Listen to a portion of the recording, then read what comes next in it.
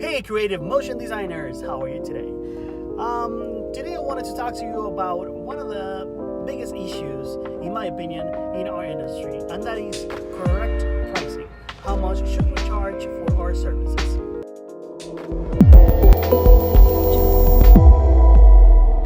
Today I was looking at one of the Facebook groups I belong to, and that is a 3D modeling Facebook group. And there was a discussion there about there was a guy who asked, how much should I pay for a 3D animation? And that started a snowball that actually got me very, very angry. And what we were talking about in that discussion was, what's the fair pricing for our services as animators? All right, so the guy that started the question obviously was very vague on what he was looking for, what he wanted. He wasn't very specific to what he was looking for. He just wanted a 3D animation, and he wanted to know how much money should he be paying for it. Okay, so basically he received 100 questions of what is it that you're looking for? Do you want it to be 3D? Do you want it to be characters? Do you want it to be half and half? Do you want it to make it commercial? Do you want whatever it is? It's trying to pin down specifically what is it that he wanted, which is good. It's really good. That's what a professional motion designer should do when somebody requests him or her any kind of project, really. I mean, you need to have the right brief. The guy actually replied and started to make it clear that what he wanted was a character animation loop for a video game he was probably working on or wanted to work on. Maybe he just had an idea and he was just shopping for prices and see how much money should he pay for each loop or each animation, and how he could make his video game and how much money he'd had to invest on it, right? Maybe that's what he was looking for. So, which is great. I mean, we gave him a wide variety of answers. We threw some numbers around, and some guy said that you could pay from $1, from $1 all the way to $4 million for the same animation clip. And then he replied, well, then those studios that make movies such as The Avengers that only made under $400 million in sales, then they'll be broke or something, right? It wouldn't make sense. And in fact, many studios go under because of there's a whole topic about it. I'll try to I'll put a link in the description below so you can look more into this issue. But what we're talking about was fair pricing, and there was this comment, very specific comment, which really triggered me. There's a somewhat standard pricing in the industry for professional services that pretty much everyone knows, or big companies, big studios, or not even that big, it can be small, but the ones that do big projects, they know about. And we know what's the pricing that we should be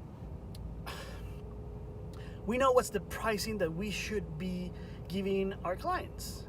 Otherwise it wouldn't make sense. Financially, there's a lot of licensing fees, there's a lot of software, hardware, there's a lot of services that we have to pay for, and if we don't charge enough, we're just gonna pick that out of our pockets, and we're gonna go broke in a matter of time, right? So this guy says, so he was basing himself on the USA's minimum wage, which he is saying that today is $7 per hour. And so he says, If this person takes 8 hours of his day making that animation, he shouldn't be paid over $60 for his work. So that really triggered me. That pissed me off, really, because I said to him, listen, that is what a pro animator would do. A really, really, really amazing guy would have your animation done in that time frame, even less maybe, and then you would only pay him 40, 50 bucks for his work. I told him, listen, you are looking at it the wrong way. Actually, let's put it like this. When you're a junior animator, when you're someone who's just learning, you're still learning a lot about animation, you don't know everything about it. Let's say that you are going to make these one animation, and that one animation doesn't take you 8 hours to complete. It takes you 80, 100 hours to complete. So now you're taking 10 times longer to finish the same animation that a pro animator would do. So let's say it takes you 10 times longer. So with that same reasoning, the junior animator should charge 10 times more, because it's taking him 10 times longer to do the same animation that you want. Is that logic right? Does that make sense? To me, it doesn't make sense. And I told him, hey, listen, let's look at it the other way around. Let's just turn it around and start at that point.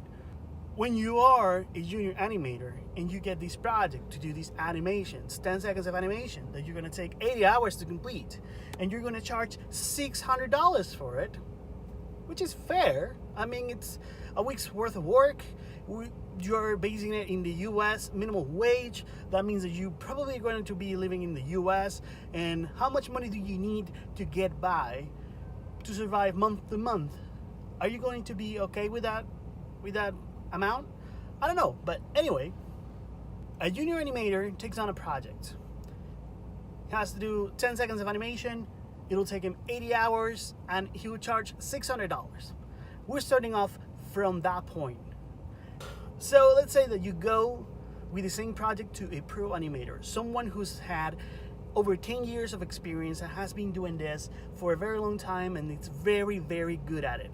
He or she is so good that can turn these in within 24 hours. Let's say it takes him or her 8 hours of work time, and the very next day you're going to have it first thing in the morning. You're going to have that animation in your inbox, and it's going to be great. May not be perfect, but it's going to be great. It's going to be awesome. Maybe almost close to perfect. So how much should that person charge you? Should that person charge $60 or $600? Maybe more. When you go to a website and you're going to buy, I don't know, sunglasses, and those glasses are $100, and shipping is free. But guess what? You're going to get those glasses delivered within 5 to 6 days, and probably another 2 or 3 days of shipping. That means that you're going to wait a week at the bare minimum. But hey, you know what? If you pay another $3 or $4 or $5 extra, you can get them delivered the next day or the next 2 days. Or if you pay a hefty $20, $25 extra, you can even get them overnight, or even the same day you can get them delivered. So should you be paying less to a professional animator for doing the same work that a junior animator is doing? Is that fair? Is that a fair practice? So what would be fair? I think that you would actually have to pay even more than those $600, maybe $800, maybe $1,000 to that animator for not making you waste time. You shouldn't be punished for being good and efficient and fast while working. On the contrary, you should be bona fide. So I mean, to end this discussion, at the bare minimum, you should pay the same as a junior animator. You should be paying at least $600 for that same project that a junior animator could complete in almost 2 weeks of work, given that there's going to be some going back and forth with changes, adjustments, and whatnot until he or she gets it perfect. Meanwhile, you have the pro animator already knows by experience a lot of these changes ahead of time, and will deliver a almost, if not ready, if not done, completely full product. And even then, if you get changes, I mean, that's 2 or 3 days worth of work, and you have your thing done. You have your animation done. You don't have to wait for 2, 3, maybe more weeks until you get your $600 worth of services. And that's it for today. So that's it for today. Thanks for watching. Leave your comments below. Do you think that what's fair to charge your clients for your work? Are you a pro animator? Are you a new animator? What do you think is fair? Leave your comments below. Subscribe, and we'll see each other in another video. Bye. What would I consider to be fair pricing for our services as creative motion designers? Well, that will depend on your minimum level of engagement. If you don't know what that is, I'll leave the link below and you can look it up. It's really important that you know what's your minimum level of engagement. That way you will be able to price yourself at your bottom first, and then you can go up from there.